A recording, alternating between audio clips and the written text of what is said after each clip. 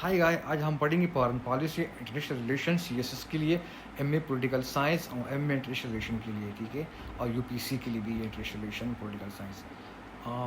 तो आज हम पढ़ेंगे फॉरेन पॉलिसी। ओके, अहमियत क्या है किसी मुल्क की सलामती के लिए, सिक्योरिटी के लिए, हम इसको पढ़ेंगे, ठीक है। तो पहले हम जाएंगे, इसकी तारीफ करेंगे। डेफिनेशन ऑफ फॉरेन पॉलिसी: किसी मुल्क की वो हिकमत अमली है जो बैनुल अक़वामी ताल्लुकात और दीगर ममालिक के साथ ताल्लुकात कायम रखने, कौमी मफादात हासिल करने और आलमी मसाइल हल करने के लिए इख्तियार की जाती है। ये वो पॉलिसी है, ये वो हिकमत अमली, ये वो स्ट्रेटजी है जो बैनुल अक़वामी ताल्लुकात, इंटरनेशनल रिलेशन और दीगर जो कंट्रीज़ हैं उनके साथ किसी मुल्क ने ताल्लुकात रखना है, इसलिए कि वो अपने मफाद को, कौमी मफाद को, नेशनल इंटरेस्ट को, उसको वो प्रोटेक्ट कर सके, उसको हासिल करे। अपनी इकनॉमिक जो एग्रीमेंट्स है उसको साइन करे, वो ट्रेड डील को ले सके, जो और इकनॉमिकल पॉलिटिकल अचीवमेंट है उसको हासिल करे, ठीक है। और कुछ तो जो और नेशनल इंटरेस्ट है, जियोग्राफिकल इंटरेस्ट है, सब इसमें आते हैं।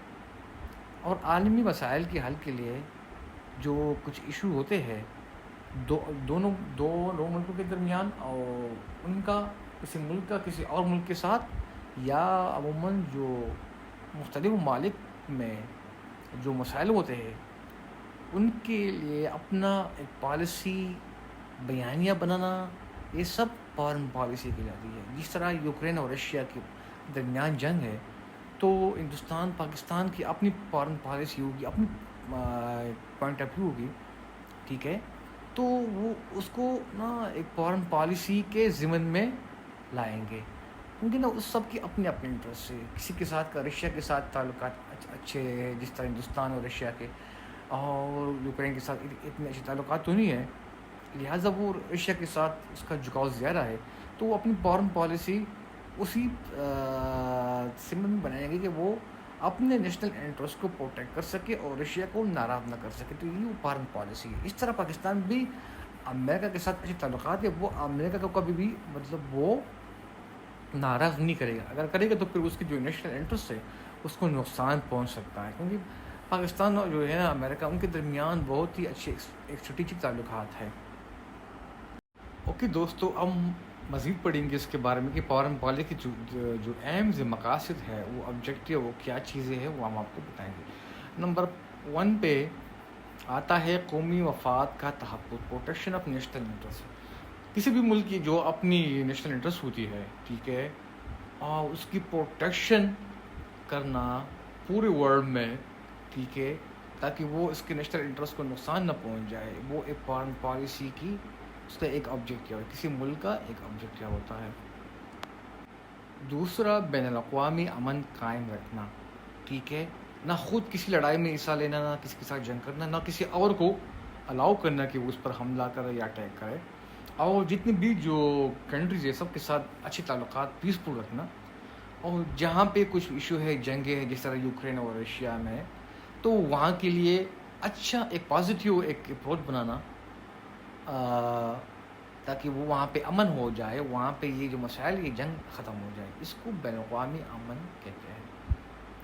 इक़्तिसादी तरक्की और ट्रेड को फ़रोग़ देना, ये भी एक फॉरेन पॉलिसी की ऑब्जेक्टिव है कि आपकी जो ट्रेड है, जो आपकी इक़्तिसादी तरक्की है, इकनॉमिक डेवलपमेंट है, उसको तरक्की मिले। वो कैसे मिलेगी, ग्रोथ कैसे मिलेगी? जब आपके अच्छे ताल्लुकात होंगे किसी और मुल्क के साथ, बायलैटरल, मल्टीलैटरल, ओके, ताकि जो आपकी जो है ट्रेड है, एक्सपोर्ट है, वो बढ़ जाए। चौथा क्या है, सिक्योरिटी और दिफा को मजबूत करना। हर मुल्क जो है चाहता है कि उसकी सिक्योरिटी और दिफा मजबूत रहे, ताकि कोई भी मुल्क इसको गंदे नज़रों से न देख पाए। अगर कोई ऐसा करेगा तो उसका मुंह तोड़ जवाब देगा। जिस तरह पाकिस्तान, हिंदुस्तान दोनों आपस में एक ही हमसाया मुल्क है, ठीक है, दोनों की एक है कि वो अपने दिफा को, सिक्योरिटी को मजबूत करे एक दूसरे के ख़िलाफ़, ताकि वो बज़रूर वक्त वो एक अपनी दिफा को मौसर बनाए और एक मौसर कार्रवाई करके दूसरे मुल्क को, दूसरे देश को, उसको निस्फ़ नाबूद करे। तहज़ीबी और सक़ाफ़ती ताल्लुकात कायम रखना, ये भी फॉरेन पॉलिसी की एक ऑब्जेक्टिव एम है कि वो ایک کنٹری دوسرے ملک کے ساتھ یا پورے ورلڈ میں جتنی بھی کنٹریز ہیں سب کے ساتھ اپنے تہذیبی اور ثقافتی تعلقات کو قائم رکھے. ان کی جو ثقافت ہے اس کے بھی اس میں انٹرسٹ لے, اس کو رسپیکٹ کی نظر سے دیکھے, اور اپنی بھی جو اس کے جو ثقافت ہے, جس کی جو کلچر ہے, جس کی جو سویلائزیشن ہے, اس کی جو تعلیم ہے, جو معاشرہ ہے, سوسائٹی ہے, اس کی بھی وہ دوسرے ممالک سے وہ پذیرائی حاصل کر سکے. تو یہ بھی ایک آبجیکٹیو ہے. لاسٹ میں آتا ہے عالمی مسائل میں کردار ادا کرنا. جتنے بھی کچھ ایشو ہے, فلسطین کا ہو گیا, کشمیر کا ہو گیا, رشین یوکرین, سب میں وہ اپنا جو ہے نا وہ ایک رول پلے کر سکے. تو یہ بھی ایک فارن پالیسی کی ایک آبجیکٹیو ہے. اوکے دوستو, ابھی ہم پڑھیں گے مزید کہ کون سے وہ عوامل, وہ فیکٹر ہے جو فارن پالیسی, کسی ملک کی فارن پالیسی, خارجہ پالیسی کو وہ متاثر کرتی ہے, وہ امپلیمنٹس کرتی ہے. The factor implements foreign policy. اور نمبر 1 نیشنل انٹرسٹ. جو آپ کے نیشنل انٹرسٹ ہوتے ہیں, آپ کی فوج بھی نیشنل انٹرسٹ ہے, آپ کی جو پالیٹکس بھی انٹرسٹ ہے, آپ کی جو ٹریڈ ہے, آپ کی جو اکانومی وہ آپ کے بھی انٹرسٹ ہے. ان سب کو یہ سب نا یہ جو ہے چیز ہے, یہ آپ کی فارن پالیسی کو وہ افیکٹ کرتی ہے. اس کے بغیر آپ فارن پالیسی نہیں بنا سکتے. نیشنل انٹرسٹ کے بغیر آپ کیسے بنائیں گے؟ جب آپ کو نیشنل انٹرسٹ کی پرواہ نہیں ہے تو آپ کیسے وہ فارن پالیسی بنائیں گے؟ فارن پالیسی آپ بناؤ گے لیکن اس کے بغیر بناؤ گے تو وہ اس کی کوئی اہمیت نہیں ہوگی.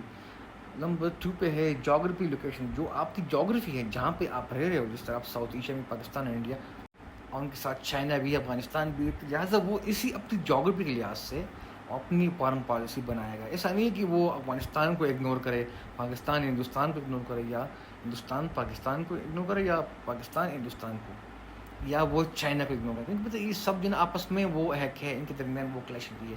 لہٰذا ان کا جو جغرافیکل اسٹیٹس ہے وہ بڑا وہ جائے, لہٰذا وہ اس کو افیکٹ کر دی, اس کی فارن پالیسی کو افیکٹ کر دی. پاکستان کی فارن پالیسی ہندوستان کا فیکٹر, ہندوستان کی جو فارن پالیسی پاکستان کا فیکٹر, اور چائنا کا فیکٹر, یہ سب اس میں ہے, اس کو متاثر کرتی ہے. اوکے, نمبر 3 پہ ہے پولیٹیکل سسٹم اور لیڈرشپ. کسی ملک کا جو سسٹم ہوتا ہے, اگر کسی ملک میں مطلب ڈیموکریسی ہے, لیڈرشپ ہے, اچھا ہے, مطلب اکاؤنٹیبل ہے, لیڈر ہے, تو وہ ایک مضبوط فارن پالیسی بنائے گا. اگر کسی ملک میں وہ کچھ امریت ہے یا کچھ اور سسٹم ہے, تو وہ جو فارن پالیسی ہوگی وہ وہاں کے عوام کے امنگوں کے مطابق نہیں ہوگی, لہٰذا وہ ایک کمزور فارن پالیسی ہوگی. چوتھا ہے اکنامک اسٹرینتھ. آپ کی اکانومک اسٹرینتھ جتنا زیادہ ہوگی, لوگ آپ کی وہ رسپیکٹ کریں گے, قدر کریں گے, آپ کو ویلیو دیں گے, آپ کا رول بڑھ جائے گا پورے ورلڈ میں. اگر آپ معاشی طور پر کمزور ہیں تو کوئی بھی آپ کے ساتھ اچھے تعلقات وہ نہیں بنا سکے گا.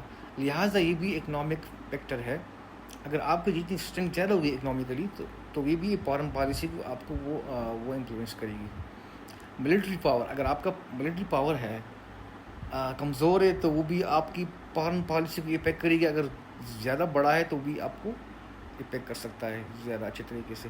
ہسٹوریکل ان کلچر ٹائی. کچھ ایسے ممالک ایسے بھی ہوتے ہیں کہ جس کا دوسرے ممالک کے ساتھ ہسٹوریکل ٹائز ہوتے ہیں, کلچر ٹائز ہوتے ہیں. ان کا کلچر اور جو ہسٹری ہوتی ہے وہ تھوڑے سے اس میں سملیرٹی ہوتی ہے, تو یہ بھی نا اس کو افیکٹ کرتی ہے, فارن پالیسی کو افیکٹ کرتی ہے. جتنا زیادہ ہسٹوریکل کلچر ٹائز زیادہ ہوں گے کسی ملک کے ساتھ, دوسرے ملک کے ساتھ, تو وہ اس کی فارن پالیسی زیادہ اس کی طرف جھکاؤ میں ہوگی. اگر اس کے خلاف ہوگی تو وہ تھوڑی سی کمزور ہوگی. International environment. جو انٹرنیشنل انوائرمنٹ ہوتا ہے, اگر جنگیں ہے, پیس ہے, وار آن ٹیررزم, تو یہ سب چیزیں جو نا یہ افیکٹ کر سکتی ہے کسی ملک کی فارن پالیسی کو. لہٰذا وہ اسی انوائرمنٹ کے, انٹرنیشنل انوائرمنٹ کے مطابق وہ فارن پالیسی بنائیں گی. تو یہ بھی نا یہ وہ چیز ہے جو کسی ملک کی فارن پالیسی بناتے وقت اس کو مطلب نظر میں رکھنا پڑے گا. اس کے بغیر وہ آپ نہیں بنا سکتے فارن پالیسی کو. جی, ابھی ہم ایک بہت ہی امپورٹنٹ ٹاپک پڑھیں گے جو کہ فارن پالیسی سے جڑی ہوئی ہے, کہ فارن پالیسی کی جو قسمیں ہیں, ٹائپس ہے, وہ کیا ہے. ایک ہے آئسولیشنسٹ پالیسی. ایسی پالیسی کہ جس میں جو ہوتا ہے ایک کنٹری دوسرے ملک کے ساتھ تھوڑے سے کم مطلب وہ تعلقات رکھتی ہے. جس طرح آپ نے دیکھا ہو کہ امریکہ ایک وقت میں اس نے اپنے تعلقات کو تھوڑا کم رکھا تھا. جاپان نے بھی ایسا کیا تھا کہ تھوڑا دوسرے ممالک کے ساتھ اتنا اس نے زیادہ تعلقات نہیں رکھے, بلکہ اپنے آپ کو تھوڑا وہ تنہا اس نے رکھا. تو یہ امریکہ اور یہ جو جاپان اس کی مثالیں ہیں. دوسرا ہے کلیکٹیو پالیسی، مطلب ایسی پالیسی کہ جس میں نا آپ بین الاقوامی اداروں کے ساتھ وہاں پہ جس طرح یونائٹڈ نیشن ہو گیا، وہاں پہ کچھ معاہدے کر کے وہاں پہ جو دوسرے ممالک ہیں ان سے آپ تعاون کریں، تو اس کو ہم کو بولتے ہیں کولیکٹیو پالیسی۔ بائیلیٹرل پالیسیز میں کیا ہوتا ہے؟ بائیلیٹرل میں یہ ہوتا ہے کہ ایک ملک کا دوسرے ملک کے ساتھ براہ راست تعلقات، جس طرح انڈیا اور پاکستان کا آپس میں، یا انڈیا اور چائنا کا آپس میں، یا انڈیا پاکستان اور امریکہ کے تعلقات، تو یہ نا ایک بائیلیٹرل ہوتی ہے، دونوں سائڈ سے ہوتی ہے، جس میں کوئی تیسرا وہ کنٹری اور شریک نہیں ہوتا۔ تو کلیکٹیو پالیسی میں آپ دیکھ سکتے ہو کہ نیٹو ہو گیا، یا جو G10 ہو گیا، یا G20، اس میں کیا ہوتا ہے کہ سب جو ہے نا ممالک ایک ہی ایجنڈے پہ وہ متفق ہو کے ایک پالیسی بناتی ہے۔ جس طرح عرب لیگ ہو گیا، وہ بھی ایسا کرتی ہے کہ 57 ممالک کا جو اسلامک جو OIC سمیٹ ہے، وہ بھی ایسا کرتے ہیں کہ ایک پالیسی بناتی ہے، اور اس پہ سب نہ وہ پیپلیشن جو کنٹریز ہے وہ اس پہ اتفاق کرتے ہیں، اس کو اپناتے ہیں۔ تو یہ نا ایک کولیکٹیو پالیسی ہوتی ہے۔ یا جس طرح G7 G20 ہو گیا، WTO، یا دوسرا جو ہے یہ نیٹو کا، اس کا بھی کیا ہوتا ہے کہ جو ویسٹرن کنٹریز ہے وہ ایک متفقہ پالیسی اپناتی ہے۔ اچھا، ایک اور ہے ملٹی لیٹرل۔ اس میں کیا ہوتا ہے کہ آپ کسی جہتی پالیسی اپناتے ہو، یعنی کئی ممالک کے ساتھ تعلقات، جس طرح پاکستان ہندوستان میں جو سارک وغیرہ ہو گیا، جس میں ساؤتھ ایشیا کے جو ہے ایک فورم ہے، ایک ریجنل فورم ہے، اس ریجنل آرگنائزیشن کے ذریعے لوگ دوسرے ممالک کے ساتھ وہ تعلقات بنا دیتے ہیں، جس طرح پاکستان اور انڈیا، بنگلہ دیش اور سری لنکا وغیرہ کے ساتھ۔ ابھی یہ سب فیکٹر کو دیکھے، اس کے آبجیکٹیو کو دیکھے، تو ابھی ہم ایک اسٹیج آتی ہے کہ فارن پالیسی بنانے کا اسٹیج ہوتا ہے۔ اسٹیج کا فارن پالیسی مطلب making a foreign policy stage, وہ کیا ہوتی ہے کہ پہلے وہ ڈیسیژن لیں گے، ڈیسیژن میکنگ پروسیس میں ہوتا ہے، دوسرا ہوتا ہے امپلیمنٹ، اس کو پھر امپلیمنٹ کرنا، اور تیسرا ایوالویشن۔ جب یہ اس کا مطلب رزلٹ جو ہے اس کا انالیسس کرنا کہ یہ اچھا ہے یا برا ہے، اس میں کیا مطلب کوتاہی ہے، اس کو کیسے چینج کر دے، کسی مطلب اس میں کچھ ریفارمس کرے، کچھ نئی چیز اس میں لائے، کچھ اور جو پرانی چیز اس کو نکالے۔ تو یہ جو ہے نا یہ فارن پالیسی کی اسٹیجز ہے۔ ڈیسیژن میکنگ میں کیسے ہوتا ہے کہ کسی ملک کا، جس طرح پاکستان ہو گیا، اس میں جو ہوتا ہے ڈیسیژن وہ ایک بیوروکریٹک ماڈل کے ذریعے ہوتی ہے۔ پارلیمنٹ، ٹھیک ہے، جو ملٹری ہیں، اسٹیبلشمنٹ ہے، وہ جو نا عوام کے امنگوں کے مطابق وہ پالیسی بناتی ہے، نیشنل انٹرسٹ کے مطابق۔ تو وہ نا ایک ڈیسیژن میکنگ ہوتی ہے، ایک ماڈل ہے، ایک بیوروکریٹک ماڈل ہے، ایک ہے آرگنائزیشنل ماڈل ہے، دوسرا ہے کہ ایک فرد واحد جو ہے نا وہ مطلب وہ ڈیسیژن لے لے، جس طرح رشیا کا ہوتا ہے، اس میں صرف ایک فرد واحد وہ فیصلہ لیتا ہے، یا کیوبا ہو گیا، یا جتنے بھی کمیونسٹ کنٹریز ہے، چائنا وغیرہ، اس میں سب میں ایسا ہوتا ہے کہ ایک فرد واحد وہ فیصلہ لیتا ہے۔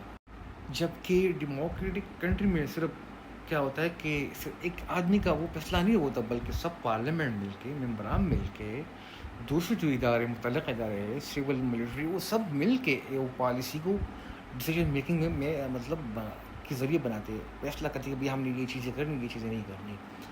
پھر اس کو بولتے ہیں اپلیمنٹیشن۔ اس کو کیسے اپلیمنٹ کرتے ہیں؟ سفارتکاری کے ذریعے، ایگریمنٹس کے ذریعے، ٹریٹی کے ذریعے، اور ڈپلومیسی کے ذریعے، پوسٹ کے ذریعے، جو اکنامیکل سورسز ہے، جو ذرائع ہے اس کے ذریعے، ٹھیک ہے، امپورٹ ایکسپورٹ کے ذریعے۔ پھر نمبر آتا ہے ایوالویشن۔ اس کا ایوالویشن کرنا، اس میں مطلب کیا خامیاں ہے، کیا اس میں کچھ ناکامیاں دیکھی گئی، اور کیا کچھ اس میں بہتری ہم لا سکتے ہیں، اور کیا کچھ سکسیس اس میں دیکھی گئی۔ تو یہی فارن پالیسی ہے، جو کہ مقاصد ہم نے پڑھے، ٹھیک ہے، پھر اس کے جو مراحل ہے، مطلب اس کی اقسام ہم نے دیکھی، اس کی اہمیت ہم نے پڑھی، اور اس کی جو امپلیمنٹیشن، جو اس کا ڈیسیژن میکنگ پروسیس ہے، پھر اس کا امپلیمنٹیشن پروسیس ہے، پھر اس کے لاسٹ میں ایوالویشن ہم ہوتا ہے، سب ہم نے آپ کے سامنے پڑھی۔ امید انشاءاللہ آپ کو یہ اچھا جو ہے نا لگا ہوگا، اور میں آپ کے لیے، آپ اس کو لائک کریں، میرے ویڈیو کو بھی ذرا شیئر کریں، لائک کریں، اور چینل کو بھی لائک کریں، شیئر کریں، اور سبسکرائب کریں، تاکہ میں مزید ویڈیو آپ کے لیے لے کے آ رہا ہوں۔ Thank you very much.